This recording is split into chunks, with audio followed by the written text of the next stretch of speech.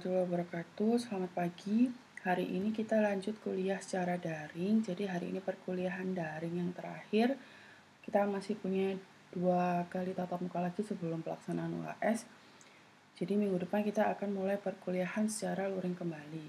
Dan untuk materi yang ke-12 ini kita akan belajar memahami tentang asam amino dan protein. Jadi kalau protein kan kita sudah sering dengar ya, kalau didefinisikan protein ini merupakan salah satu makronutrien. Nah, makronutrien sendiri itu apa? Dia adalah segala nutrisi yang dibutuhkan dalam jumlah yang banyak, terutama untuk menghasilkan energi. Zat-zat yang termasuk makronutrien ini, contohnya adalah lemak, kemudian juga ada karbohidrat, dan salah satunya adalah protein. Nah, hari ini kita akan mulai membahas tentang salah satu makronutrien, yaitu protein. Terus kalau asam amino sendiri itu apa? Jadi tubuh kita ini memerlukan asam amino untuk dapat bertahan hidup. Berbagai bahan pangan yang dapat dikonsumsi selama ini itu salah satunya juga untuk memperoleh asam amino. Jadi asam amino sendiri sebenarnya adalah senyawa organik yang bergabung menjadi protein. Jadi ketika kita mengonsumsi makanan yang mengandung protein, maka protein di dalam makanan tersebut akan mengalami proses penguraian atau metabolisme. Nah, hasil penguraian itu kemudian akan menghasilkan asam amino yang akan ditinggalkan di dalam tubuh dan digunakan untuk berbagai macam fungsi. Salah satunya asam amino ini berperan untuk membantu tubuh memperbaiki jaringan tubuh, kemudian juga menghancurkan makanan, dan juga berperan sebagai sumber energi tubuh. Oke, kita lanjut ke slide pertama. Jadi protein itu apa? Seperti yang sudah saya sebutkan tadi, protein itu merupakan molekul yang sangat vital untuk organisme. Nah, protein ini terdapat hampir di semua sel dan polimernya disusun oleh 20 macam asam amino standar. Nah, rantai asam amino ini dihubungkan dengan ikatan kovalen yang spesifik. Kemudian struktur dan fungsinya juga ditentukan oleh kombinasi, jumlah, dan urutan asam amino. Dan sifat fisik dan kimiawinya ini dipengaruhi oleh asam amino penyusunnya. Jadi polimernya disusun oleh 20 macam asam amino standar. Nah, polimer ini protein yang tersusun dari berbagai asam amino yang masing-masingnya dihubungkan dengan ikatan peptida. Jadi meskipun demikian pada awal pembentukannya protein itu hanya tersusun oleh 20 asam amino yang dikenal sebagai asam amino dasar atau asam amino baku. Nah, asam amino inilah yang disandi oleh DNA dan RNA sebagai kode genetik. Nah, ada 20 asam amino seperti contohnya yaitu glisin, serin, valin, alanin, glutamin, dan teman-temannya.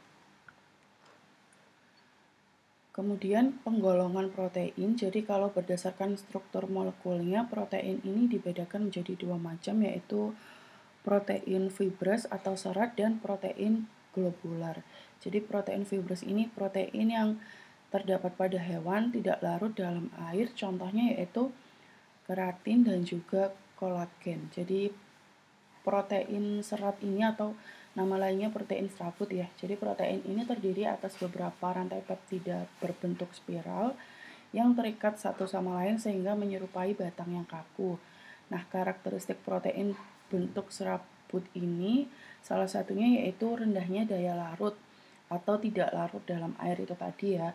Kemudian mempunyai kekuatan mekanis yang tinggi yang fungsinya untuk daya tahan terhadap enzim pencernaan. Kemudian contohnya yaitu ada kolagen. Jadi kolagen ini merupakan protein utama jaringan ikat. Kemudian juga ada keratin. Keratin ini merupakan protein yang ada di rambut dan kuku. Kemudian juga ada miosin ya. Miosin ini merupakan protein utama yang ada di serat otot. Kemudian golongan protein yang kedua berdasarkan struktur molekulnya yaitu ada protein globular. Jadi protein globular ini kebalikannya yang fibres tadi ya. Kalau yang fibres tadi dia tidak larut dalam air, sedangkan yang globular ini dia protein yang larut dalam air. Jadi kalau tadi itu yang protein serabut bentuknya spiral, kalau globular ini dia berbentuk bola dan sebagian besar terdapat dalam cairan jaringan tubuh. Nah, protein ini larut di dalam larutan garam dan mudah berubah di bawah pengaruh suhu. Kemudian juga contohnya ada seperti albumin yang terdapat pada putih telur maupun susu, kemudian juga ada globulin. Jadi globulin ini terdapat dalam otot dan ada histon yang terdapat dalam jaringan-jaringan seperti timus dan pankreas. Kemudian fungsi protein. Jadi saya ambil 7 fungsi protein. Yang pertama yaitu sebagai sumber energi bagi tubuh, itu jelas ya. Jadi energi merupakan kekuatan yang dibutuhkan tubuh bagi setiap manusia untuk melakukan segala aktivitas setiap harinya. Dari energi ini pula manusia bisa bergerak bebas sesuai dengan kehendaknya, dan salah satu sumber energi yang penting untuk tubuh ini berasal dari protein. Kemudian yang kedua, fungsi protein yaitu membantu proses reaksi kimia. Jadi kalau peran protein yang paling terkenal di dalam sel itu adalah sebagai enzim yang mengkatalisasi reaksi kimia. Nah, enzim biasanya sangat spesifik dan hanya mempercepat satu atau beberapa reaksi kimia. Kemudian yang ketiga yaitu sebagai imun sistem. Jadi dia sebagai antibodi.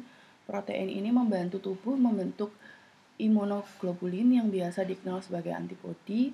Nah, antibodi ini berperan penting untuk melawan infeksi bakteri ataupun virus. Selain itu juga antibodi juga membantu tubuh untuk mencegah terjadinya penyakit dari bakteri atau virus yang sama di kemudian hari. Kemudian yang keempat yaitu alat penyimpanan molekul. Jadi selain membentuk hormon, protein itu juga bertugas sebagai penyimpan molekul tertentu seperti ferritin. Dia ini merupakan protein yang dikombinasikan dengan zat besi. Jadi zat disimpan di hati atau liver yang nantinya berfungsi sebagai buffer jika tubuh mengalami kekurangan atau kelebihan zat besi. Kemudian juga protein itu membantu pengatur pergerakan, kemudian juga dia sebagai media perambatan impuls syaraf, pengendalian pertumbuhan, dan masih banyak lagi. Nah, ini kita bahas satu-satu ya fungsi protein yang sudah saya sebutkan tadi. Jadi yang pertama sebagai enzim, hampir semua reaksi biologis itu dipercepat atau dibantu oleh suatu senyawa makromolekul spesifik yang disebut enzim. Dari reaksi yang sangat sederhana seperti reaksi transportasi karbon dioksida sampai yang sangat rumit seperti replikasi kromosom, protein besar peranannya terhadap perubahan-perubahan kimia dalam sistem biologis. Jadi protein ini punya peranan yang besar di dalam reaksi kimia maupun perubahan kimia yang ada dalam sistem biologis. Kemudian tadi sudah saya sebutkan ya, jadi sebagai alat pengangkut dan penyimpanan. Jadi banyak molekul dengan MB kecil serta beberapa ion dapat diangkut atau dipindahkan oleh protein-protein tertentu. Contohnya ada hemoglobin, dia mengangkut oksigen di dalam eritrosit. Eritrosit itu sel darah merah ya, sedangkan mioglobin dia mengangkut oksigen yang ada di dalam otot. Kemudian dia juga membantu dalam mengatur pergerakan. Jadi protein ini merupakan komponen utama yang ada di daging. Nah, gerakan otot ini terjadi karena adanya dua molekul protein yang saling bergeseran satu sama lain. Kemudian fungsi selanjutnya yaitu penunjang mekanis. Jadi kekuatan dan daya tahan robek kulit dan tulang ini bisa disebabkan adanya kolagen. Jadi suatu protein yang berbentuk bulat panjang dan mudah membentuk serabut. Nah, kolagen ini yang nantinya akan membantu kita dalam meregenerasi kulit atau tulang yang rusak. Kemudian fungsi protein selanjutnya yaitu pertahanan tubuh atau imunisasi. Jadi tadi sudah saya jelaskan ya di slide sebelumnya.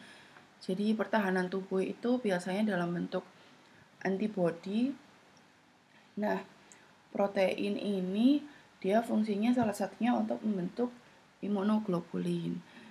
Jadi imunoglobulin ini yang biasa dikenal sebagai antibodi dan berperan penting untuk melawan infeksi bakteri maupun virus.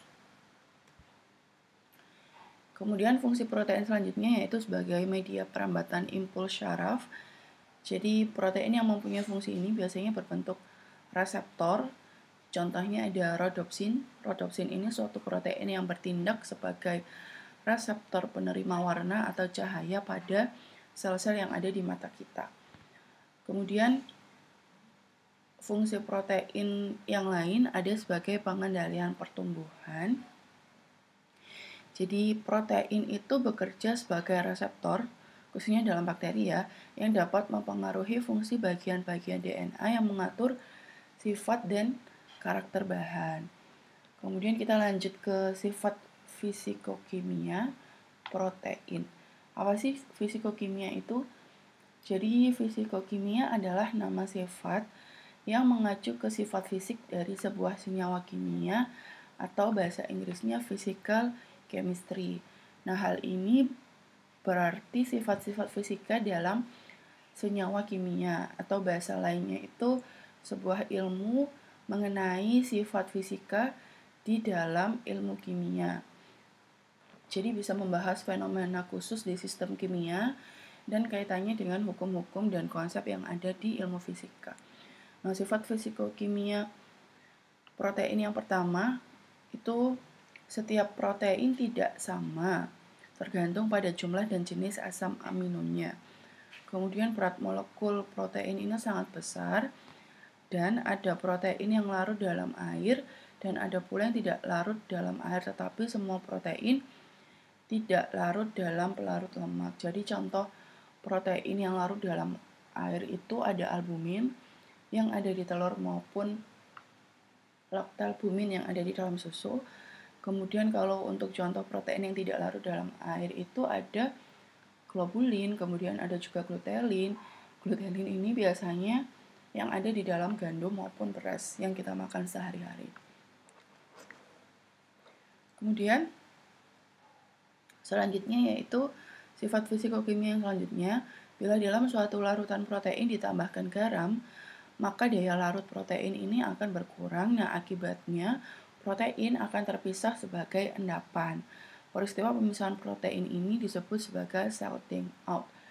Jadi, salting out ini diterjemahkan dalam bahasa Inggris yang artinya teknik pemurnian yang memanfaatkan kelarutan yang berkurang dari molekul tertentu dalam larutan dengan kekuatan ionik yang sangat tinggi. Nah, biasanya menggunakan garam ya. Nah, pengasinan ini biasanya digunakan untuk mengendapkan biomolekul besar. Selain protein juga bisa mengendapkan suatu DNA. Kemudian, sifat fisikokimia selanjutnya yaitu apabila protein dipanaskan atau ditambahkan alkohol, maka protein akan mengumpal. Dan yang terakhir yaitu protein dapat bereaksi dengan asam dan basa. Jadi, protein ini bersifat amfoter karena asam amino merupakan senyawa amfoter, jadi bersifat basa dalam suasana asam kuat dan bersifat asam dalam suasana basa yang kuat. Nah, ini terjadi karena molekulnya itu punya muatan positif dan negatif. Kemudian kita lanjut ke asam amino. Jadi asam amino ini merupakan unit penyusun protein di mana struktur satu atom C-nya ini yang ada di sentral mengikat secara kovalen gugus amino. Jadi C ini ya mengikat gugus amino, kemudian mengikat gugus karboksil, mengikat satu atom H, dan mengikat gugus R juga. Jadi asam amino itu bentuknya seperti ini. Ada satu atom C yang ada di tengah, dia mengikat 4 hal. Yang pertama ada gugus amino, ini gugus amino, kemudian ada gugus karboksil yang di bawah ini, kemudian ada satu atom H di sebelah kanan, dan ada gugus R juga di sebelah kirinya. Kemudian gugus R yang dimaksud yang diikat secara kovalen oleh C yang di sentral tadi itu merupakan rantai samping yang berbeda-beda pada setiap jenis asam amino. Nah, gugus R tersebut menentukan yang pertama struktur, kemudian ukuran, kemudian muatan elektrik, dan yang terakhir yaitu sifat kelarutan di dalam air. Jadi gugus R ini menentukan struktur, ukuran, muatan elektrik, dan sifat kelarutan di dalam airnya asam amino. Kemudian ada klasifikasi asam amino. Jadi kalau diklasifikasikan berdasarkan gugus R tadi, biasanya sifat-sifat dari asam amino itu berbeda-beda. Jadi ada yang bersifat hidrofobik. Hidrofobik itu tidak suka air, kemudian juga ada yang hidrofilik. Kalau hidrofilik kebalikannya hidrofobik, berarti dia suka air. Kemudian bisa membedakan polar dan non-polar juga, dan menyebabkan ada atau tidaknya gugus yang terionisasi. Jadi kalau diklasifikasikan asam amino itu ada 5, yaitu asam amino aromatik, asam amino polar dan non-polar, dan asam amino basic ini yang bermuatan positif, dan asam amino asidik yang bermuatan negatif. Nah, kita bahas yang pertama yaitu asam amino non-polar. Jadi dia ini memiliki gugus R alifatik ya. Jadi gugus R alifatik itu merupakan hidrokarbon alifatik. Dulu kita sudah pernah bahas ya di materi hidrokarbon. Jadi hidrokarbon alifatik ini senyawa hidrokarbon dengan nada terbuka dan dengan ikatan tunggal atau jenuh, maupun ikatan rangkap atau tak jenuh yang tidak memiliki gugus fenil dan bersifat hidrokarbon aromatik. Contohnya apa? Contohnya benzena dan teman-temannya. Kemudian juga ada contoh dari asam amino nonpolar itu ada glisin, ada alanin, kemudian valin, leusin, isoleusin, dan juga prolin. Prolin ini merupakan satu-satunya asam amino dasar yang memiliki 2 gugus samping yang terikat satu sama lain. Nah, akibatnya struktur prolin ini memiliki gugus amina sekunder. Kemudian dia bersifat hidrofobik ya, hidrofobik itu tidak suka air. Kemudian prolin ini berbeda dengan asam amino yang lain, maksudnya asam amino yang glisin, alanin, valin, dan teman-temannya itu yang sudah disebutkan. Prolin ini dia bentuknya siklis. Jadi rantai siklis dalam kimia itu menunjukkan rumus bangun senyawa atau gugus yang memiliki rantai karbon tertutup baik berbentuk lingkaran maupun berbentuk cincin. Tapi prolin ini mempunyai banyak kesamaan sifat dengan kelompok alifatis yang lainnya. Nah, umumnya asam amino nonpolar ini terdapat pada protein yang berinteraksi dengan lipid atau lemak. Kemudian selanjutnya yaitu asam amino polar. Jadi asam amino polar ini memiliki gugus R yang tidak bermuatan. Kemudian contohnya ada serin, ada treonin, ada sistein, metionin, asparagin, dan juga ada glutamin. Nah, kalau yang non-polar tadi bersifat hidrofobik, kalau polar ini dia bersifat hidrofilik atau suka air, jadi dia sifatnya mudah larut di dalam air. Dan asam amino polar ini cenderung terdapat di bagian luar protein. Sistein ini ya, sistein ini berbeda dengan yang lain karena gugus R-nya terionisasi pada suhu tinggi atau pada pH 8,3 sehingga dia dapat mengalami oksidasi dengan sistein membentuk ikatan disulfid. Jadi ikatan disulfid itu merupakan nama lainnya itu jembatan disulfid.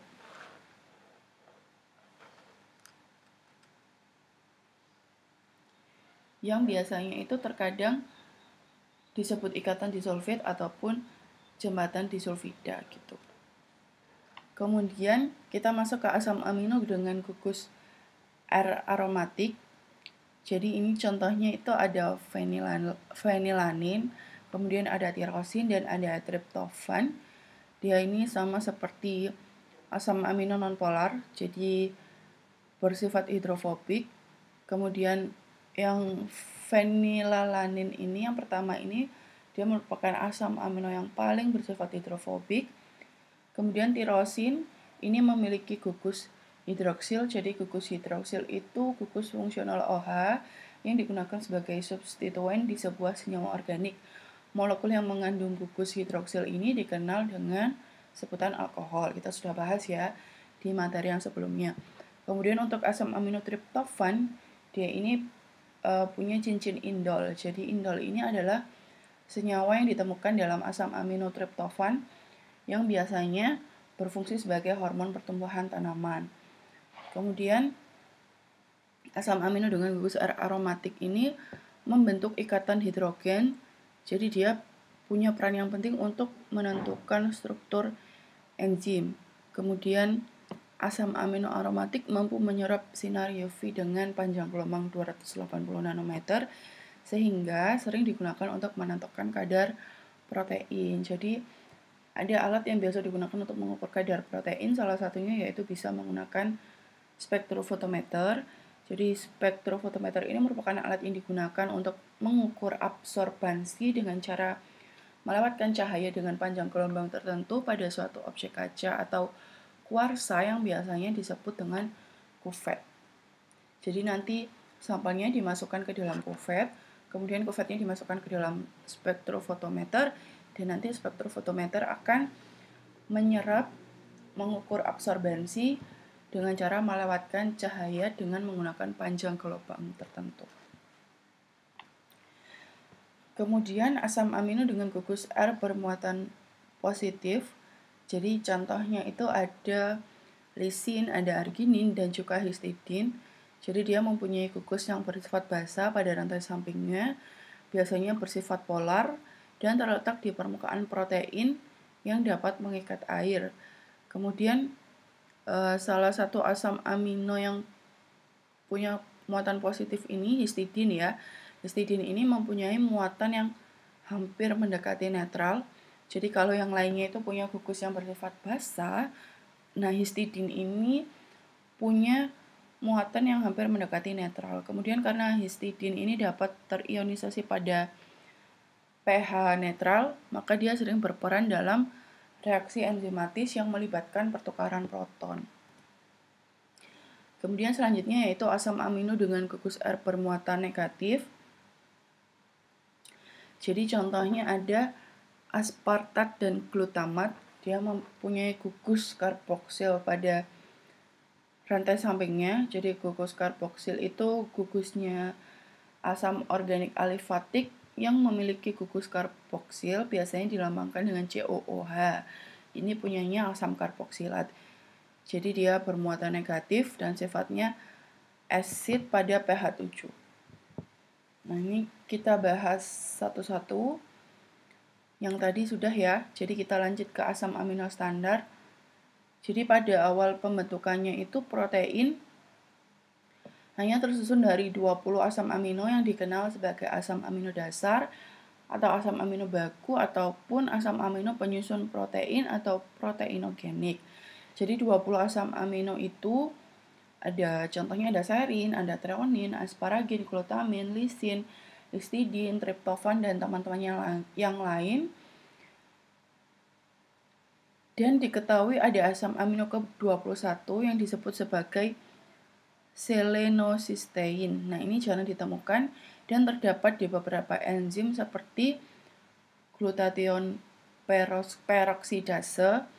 Jadi enzim glutathione peroksidase ini bekerja pada membran fosfolipid yang teroksidasi sehingga dikenal juga sebagai hidroperoksid gluteun peroksida. Jadi pada penderita nekrosis hati dan penyakit degeneratif lainnya, aktivitas glutathione peroksidase ini rendah karena terjadi defisiensi selenium. Defisiensi itu kekurangan ya, jadi kekurangan selenium di dalam tubuh.